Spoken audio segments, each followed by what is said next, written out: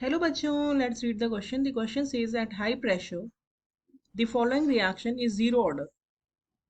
Here the reaction is given as two ammonia molecules in gaseous states are reacting at 1130 Kelvin and in presence of platinum catalyst and giving nitrogen and three molecules of H2 gas. Which of the following options are correct for the reaction? Option A, rate of reaction is equals to rate constant. Option B, rate of the reaction depends on the concentration of ammonia. Option C, rate of decomposition of ammonia will remain constant until ammonia disappear completely.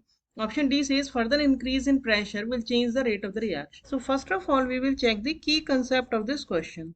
The key concept of this question is that suppose a reaction is taking place like this, A is converting to product. तो जो rate होती है, जो rate law होता है, वो इस तरह से हम दे सकते हैं कि रेट इज इक्वल्स टू के ए टू द पावर एक्स। यहाँ पे एक्स जो है वो ऑर्डर ऑफ रिएक्शन होता है, जिस पे कॉन्सेंट्रेशन की पावर पे रेट डिपेंड करती है, वो यहाँ पे होता है। तो जीरो ऑर्डर रिएक्शन के लिए एक एक्स की वैल्यू जो होती है वो जीरो होती है, यानी कि रेट इज इक्वल्स टू के। तो अब अगर हम इस क्वेश्चन का कंप्लीट सॉल्यूशन देखें, ये क्वेश्चन में हमें दिया हुआ है कि जो गिवन इक्वेशन है वो एक जीरो ऑर्डर रिएक्शन है। तो जीरो ऑर्डर रिएक्शन के लिए जो रेट होती है वो कॉन्सेंट्रेशन ऑफ रिएक्टेंट पे डिपेंड नहीं करती है, यानी कि रेट इज इक्वल्स टू के। तो हमारा जो फर्स्ट ए ऑप्शन है वो करेक्ट हो गया कि rate of reaction is equal to rate constant.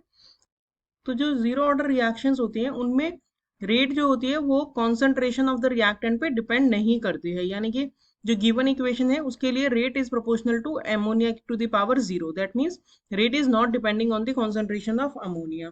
तो जो हमारा बी ऑप्शन है वो हो गया इनकरेक्ट। फिर सी में हमें दिया है rate of decomposition of ammonia will remain constant until ammonia completely disappear. So ये एकदम करेक्ट स्टेटमेंट हो जाएगा, क्योंकि रेट जो है वो हमारी इक्वल्स टू रेट कांस्टेंट है। तो जब तक पूरा अमोनिया कंप्लीटली डिजॉल्व नहीं हो जाता, कंप्लीटली यूज नहीं हो जाता, तब तक रेट जो है वो कांस्टेंट ही रहेगी। तो दिस इज करेक्ट।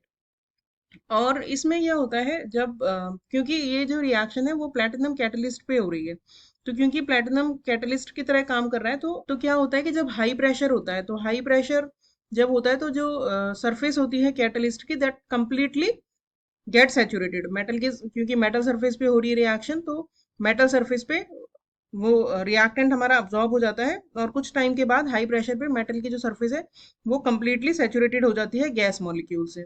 जब वो कंप्लीटली सैचुरेटेड हो जाती है गैस मॉलिक्यूल से, तो उसके बाद हम कोई भी रिएक्शन कंडीशन में कुछ भी चेंज करें, प्रेशर बढ़ाएं या कुछ, फिर कोई भी कंडीशंस में चेंज करें, उसको चेंज करने से, क्योंकि सरफेस इज कंप्लीटली सैचुरेटेड, तो उस पर और ज़्यादा absorption of ammonia is not possible. तो यानी कि रेट जो है वो कांस्टेंट रहेगी और वो अमोनिया की कॉन्सेंट्रेशन पे भी डिपेंड नहीं करेगी। तो यानी कि further increase in pressure will change the rate of the reaction, गलत स्टेटमेंट हो गया। तो हमारे करेक्ट ऑप्शंस जो हो गए वो हो गए option A and option C. Hope you understood the solution well. Thank you.